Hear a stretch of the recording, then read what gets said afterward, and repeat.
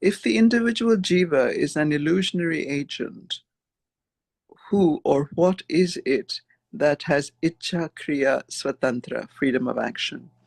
If we accept that the individual jiva is an illusion, that all actions are predestined, and that Brahman alone is real, and that Brahman is our real nature as Atman, then how can there be said to be any agent that has freedom of action, given Brahman is said to be beyond all things like action?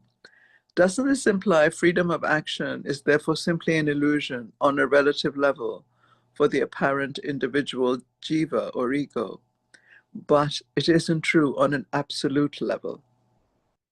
Yes.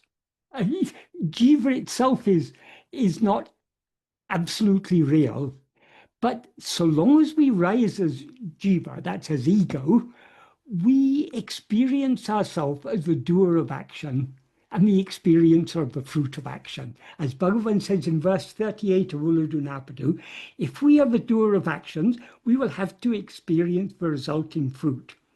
But when one knows oneself by investigating who is the doer, doership will depart and all the three karmas will come to an end.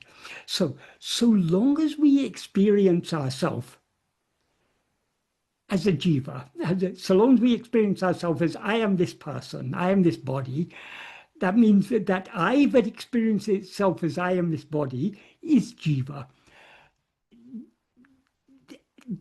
As real as this jiva, so real is karma, so real is freedom of will and action, so real is when we misuse our freedom of will and action, we accumulate fruit. The fruit gets stored in sanchita, is then allotted as prarabdha. So the prarabdha, what is predetermined, is the fruit of what our misuse of our freedom of will and action. If we had no freedom of will and action, there would be no law of karma, because it would be meaningless. If we didn't act according to our own freedom of will and action, why should we experience the resulting fruit?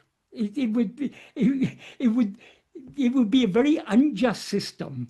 If someone is forced to do something and then penalized for what they're forced to do, they're not a free agent. So free agency is implicit in the law of karma. Of course, none of this is ultimately true. What is ultimately true is only I am. Nothing else is true.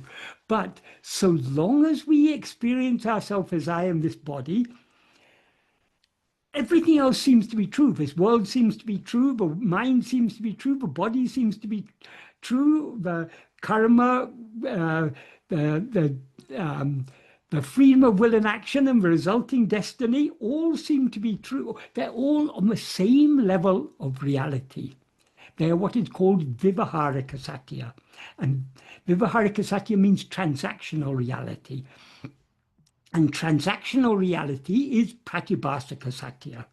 That is seeming reality. None of it is real. None of it is real at all. But it all seems to be real, so long as we rise as ego. So we can't, so long as we experience ourselves as I am this body, I am this person, we cannot, and yes, ultimately all karma, all freedom of will and action, all is ultimately illusory, but it's no more illusory than the I that is aware of itself as I am this body. So get rid of that I, then you get rid of everything. But so long as that I remains experiencing itself as I am this body, then all these things are equally real.